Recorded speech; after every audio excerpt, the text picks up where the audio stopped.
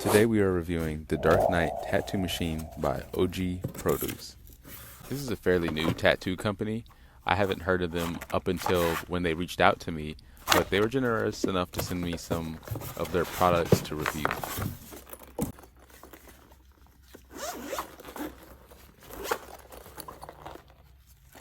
So here we have the Dark Knight Tattoo Machine. This is a wireless tattoo machine with an adjustable stroke. Comes with a spare battery, RCA jack connector in case you don't want to go wireless. The battery charger here, which you need to connect the cord that they provide into an outlet in order for this to function. So as stated earlier, this is a variable stroke machine. Stroke ranges from 2.8 to 4 millimeters. The knobs all have a snapping feature, which I really do appreciate, but personally, I would like it if the snaps were a little bit sturdier. So you just hold the button up top for a couple of seconds to turn on the power, and it has a really nice LED display. Upon starting the machine, you will notice that some strokes will be a little bit louder than others, but overall the machine is relatively quiet. You can increase your voltage by the points, which is a feature I appreciate, as all machines don't allow this feature. Now, rather than going up by every point, you can press the M button for mode, and this skips a couple of volts.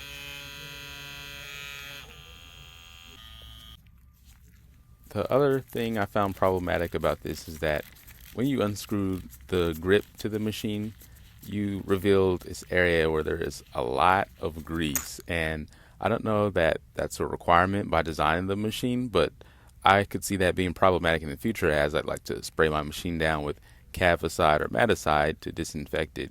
So potentially having to re-grease the entire area every time I do this would be an inconvenience. Now, a nifty feature about this machine is that M button that I showed you guys earlier. Now, you can program this to retain a certain voltage. So lately I've been running on 7.7. So what you do is you hold the M button down for about 3 seconds. It'll turn the machine off, and then you just turn it back on. And once you come back to it, you can go to whatever mode that you were on, whether it be A, B, C, or D, and it'll retain the voltage that you had set it to. Due to the design of the machine, wrapping it can be a bit tricky. My strategy was essentially to wrap it in 2 different parts, so that way it would still be easy to adjust the stroke when I needed to. I'd wrap the tape around and leave that spot open so I knew which stroke I'd be at, and then I would go ahead and wrap the other side of the machine with the clip cord cover that I would cut off. This effectively covered the entire machine and still allowed me to adjust the stroke without having to expose it. Now, this can be a little tricky sometimes, so it takes some getting used to, but the design of the machine allowed it to still be easy enough to rotate, which I know I said I wanted the snaps to be a little harder, but in this situation that may work against you. So we're going to run a test on 7.7 volts, and we're going to be on the 4 millimeter stroke.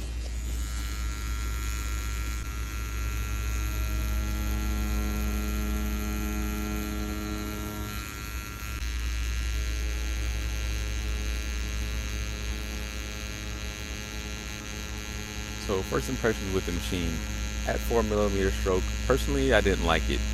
For me, with this machine's design, with 10,000 RPM, I think it would be better suited as a shader rather than a liner. But that's just my opinion. Some people would like this as a liner, but personally, I didn't enjoy it that much. At least at 4 millimeters. Now, for whip shading or stippling with a liner, this machine does an amazing job. I was very impressed with its performance.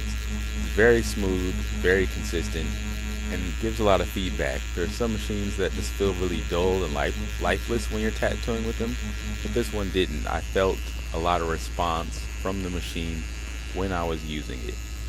So now we're going to go over to the lowest stroke possible. This would be 2.6.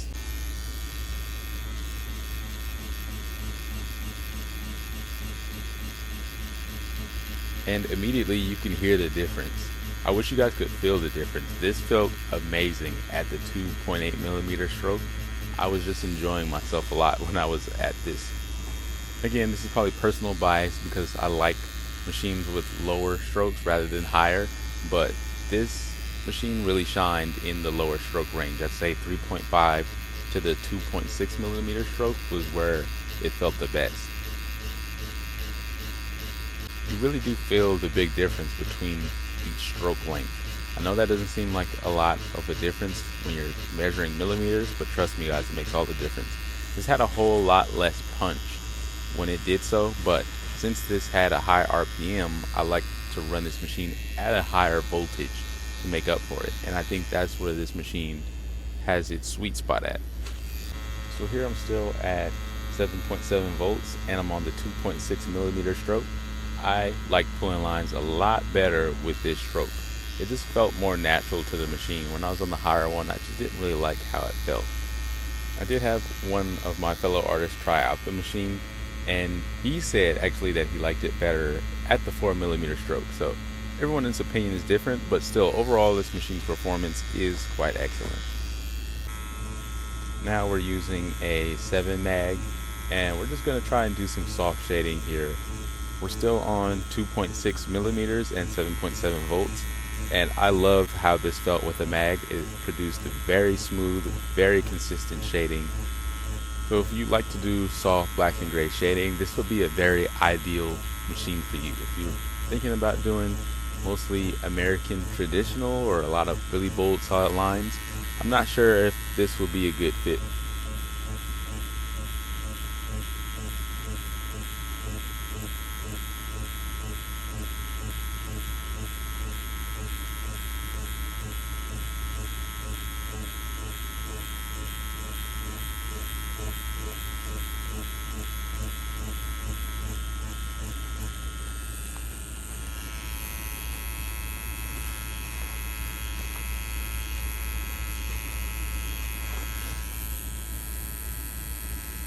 Okay, so now we dropped our voltage down to 6 volts, and honestly, I believe I was right in my theory of keeping the voltage higher for this, because when I was on voltage this low, on the lowest stroke, I felt like I was barely grazing the skin, and that I had to put a lot of hand weight in there just to make sure that that needle really punctured the skin in the proper depth. So I would recommend running this machine at a higher voltage. I think that's where it does its job best. Now we're back on 7.7, and we're just going to try and saturate this small area complete black, and I think it did a really good job too doing this. I like to pack even with lower stroke machines, which I know is odd, but I tried it on the 4 millimeter stroke and it did a great job as well there too. Now I gave this machine a try on actual skin, and yet again, I was very impressed with the performance of the machine. The piece came out very well, by far some of the smoothest shading I've done. If you would like to purchase one of these machines, you can find the info linked in the description below. I will also leave the company's information down in the description. As a bonus to you guys, I will leave a promo code to this machine, so when you purchase, you can get a discount on it. I will see you guys in the next video.